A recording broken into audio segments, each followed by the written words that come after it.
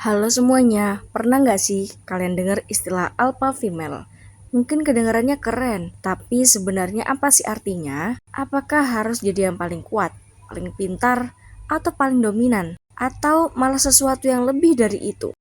Nah, kali ini kita bakal ngebahas buku dari karya Henry Manampiring dengan judul Alpha Girl Guides. Di dalam buku ini kita diajak buat kenal lebih dekat dengan konsep alpha female. Bukan cuma soal jadi cewek yang super tangguh atau ambisius, tapi juga soal gimana caranya jadi perempuan yang percaya diri dan bisa berdiri teguh dengan prinsipnya sendiri. Menariknya, buku ini bukan cuma buat cewek aja loh. Buat para cowok yang mau lebih ngerti soal perspektif perempuan masa kini, buku ini juga wajib banget disimak. Karena pada akhirnya, jadi alpha female bukan soal gender, tapi soal mindset. Jadi, udah siap buat memahami apa itu alpha female? Yuk kita mulai baca bukunya.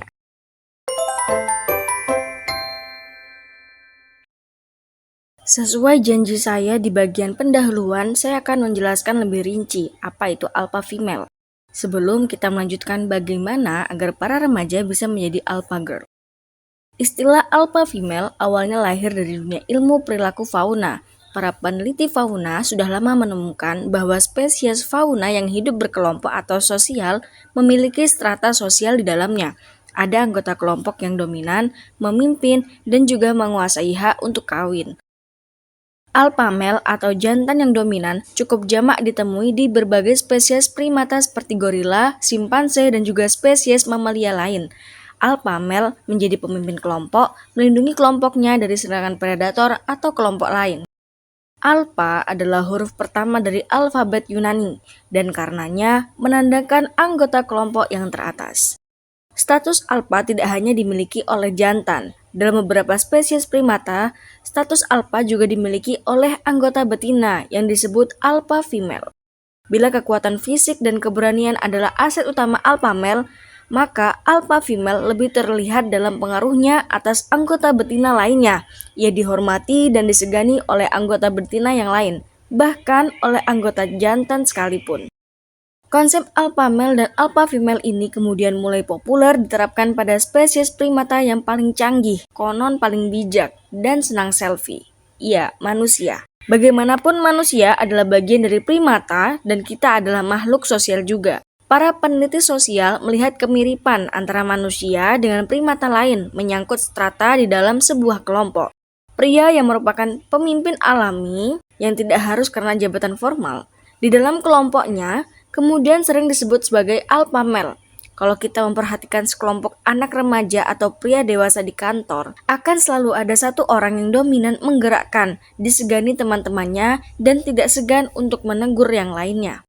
Alpha male dalam konteks manusia tidak harus menjadi yang terkuat seperti alpha male di kelompok gorila atau simpanse. Alpha male mendapatkan status alpha melalui keberanian, ambisi, kecerdasan, sampai pesona. Alpha male mempunyai power dan pengaruh yang nyata atas orang-orang. Di kantor, mereka bisa menduduki posisi-posisi penting dan sukses secara karir. Di sekolah atau kampus, mereka bisa menjadi informal leader atau memimpin organisasi sekolah atau kampus. Begitu juga dengan perempuan.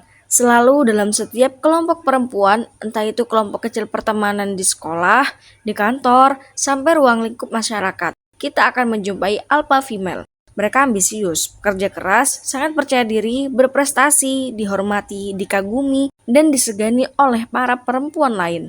Sebagian dari mereka juga memiliki daya tarik fisik di atas rata-rata, sama dengan alpha male. Para alpha female di kantor dapat terlihat dari kecerdasan, kepemimpinan, dan karismanya. Mereka pun sering menduduki posisi kunci dan manajemen, memimpin puluhan bahkan sampai ratusan orang. Mereka dikenal oleh rekan-rekannya sebagai perempuan yang tidak boleh diremehkan apalagi dilecehkan.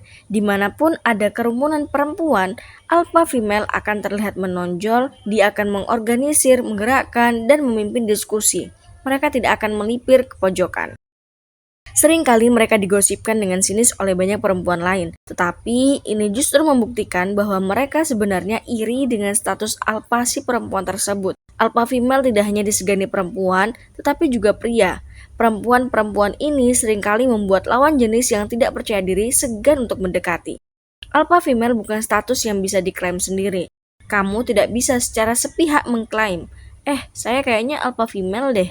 Ingat bahwa status alpha adalah status di dalam sebuah kelompok, dan artinya status ini bergantung pada pengakuan oleh anggota kelompok lain. Dalam kelompok primata seperti simpanse misalnya, jantan yang merebut status alpha harus berkelahi dulu dengan jantan-jantan lain, sampai jantan lain mengakui bahwa dia adalah yang terkuat dan terlayak menjadi pemimpin. Barulah dia mendapatkan posisi tersebut.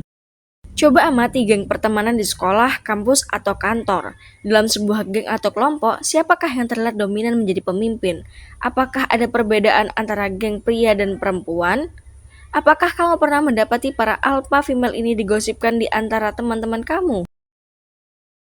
Saya sering mendapat pertanyaan, apakah perbedaan alpha female dan Miss Independent?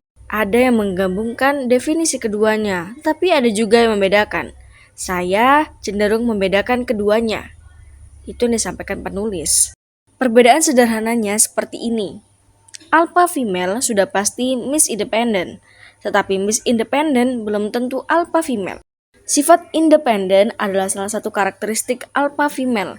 Namun, yang membedakan seseorang alpha female dari perempuan independen biasa adalah dia memiliki power dan pengaruh atas orang-orang lain. Seorang alpha female menjadi leader of the pack, pemimpin atas kawanan. Ia juga memiliki pola pikir yang ditakuti oleh orang-orang lain, atau bahkan bisa menggerakkan orang lain untuk mencapai tujuannya.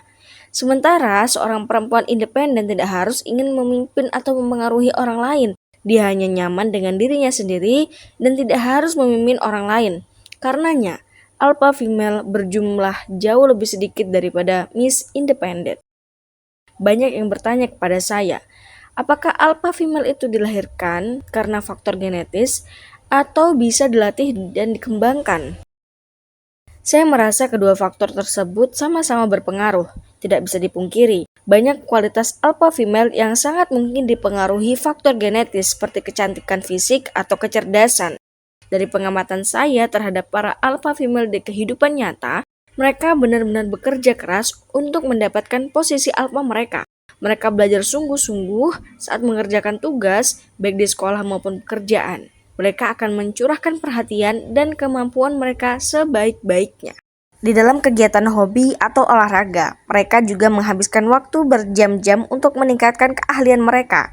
Tidak ada alpha female yang saya kenal malas-malasan atau kerja tidak niat. Karena itulah saya percaya, untuk mendapatkan status alpha female bukanlah semata faktor bawaan lahir saja. Attitude yang baik dan kerja keras juga sangat menentukan.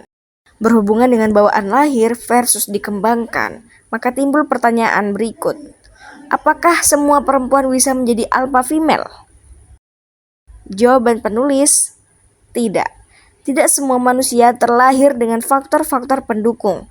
Coba saja kita melihat di sekitar kita.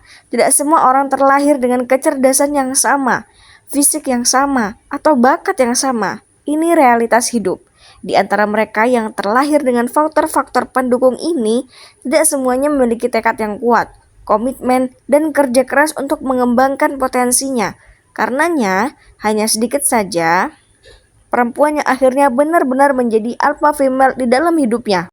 Selain itu, secara definisinya sendiri, sebagai pimpinan kawanan, tidak mungkin semua anggota kelompok berstatus sebagai pemimpin. Sampai di sini, mungkin pembaca jadi bertanya-tanya, jadi ngapain baca buku ini dong? Menurut saya, banyak hal-hal positif yang bisa dipelajari dari perempuan-perempuan hebat alpha female. Bahkan kalau kita tidak akan pernah mencapai status pemimpin nantinya, perilaku, attitude, dan semangat para alpha female tetap layak dipelajari untuk membantu diri kita menjadi lebih baik dan tidak menyia-nyiakan potensi kita. Dan satu hal penting yang harus diingat, menjadi alpha female bukanlah jaminan menjadi bahagia. Bagi saya, ini hal yang benar-benar penting diingat. Menjadi pemimpin, tentu kalian akan dihormati, disegani kawan atau lawan, dan berprestasi. Tetapi semua hal baik itu bukan jaminan utama kebahagiaan seseorang. Karena itulah dari awal pembaca sudah diingatkan untuk selalu kritis dan bijak dalam menerapkan apa yang ada di buku ini. Situasi setiap orang pasti berbeda, dengan kondisi budaya, keluarga, dan masyarakat sekitar yang berbeda-beda juga. kita bisa menyimpulkan bahwa alpha female adalah perempuan-perempuan yang berada di puncak karena prestasi dan attitude-nya. Mereka dihormati dan disegani baik oleh perempuan maupun pria. Mereka percaya diri dan mengoptimalkan potensinya. Menjadi seorang alpha female dewasa bisa dimulai sejak dini dengan menjadi alpha girl. So, are you ready to become an alpha girl?